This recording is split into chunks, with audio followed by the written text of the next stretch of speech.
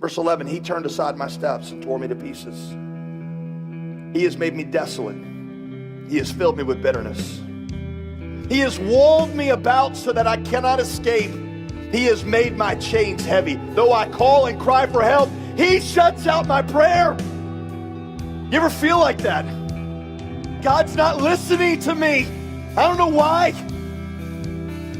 My soul is bereft of peace, and I have forgotten what happiness is. My endurance has perished. So has my hope from the Lord. God chose to include this in the Bible. God put this in there for you who suffer because God knows how you feel. And God needs you to know that he knows how you feel. Because sometimes what you need is not theological reasoning. Sometimes what you need is a God who walks through this with you.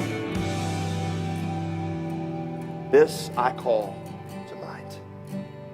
Therefore I have hope. The steadfast love of the Lord never ceases. His mercies never come to an end. They are new every morning. Great is your faithfulness. How do you know the steadfast love of the Lord never ceases? In fact, you're going through something and you may be thinking right now that it's because God is mad at you about something. God is punishing you for some past sin. How can you know with that assurance that God's mercies overflow for you every morning? Here's how you know.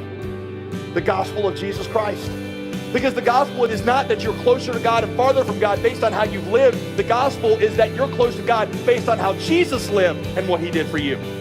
So how I live does not determine my closeness to God. What Jesus did determines my closeness to God. He faced condemnation. So now nothing can separate me from his love. No condemnation remains for me. He will never leave or forsake me. Surely goodness and mercy will follow me all the days of my life. Even when I go through the valley of the shadow of death, I will fear no evil because God is with me. I got his position of favor because he got my penalty of condemnation. We traded places, the great exchange. The Lord is my portion, says my soul. Therefore I will hope in him. The Lord is good to those who wait for him, to the soul who seeks him.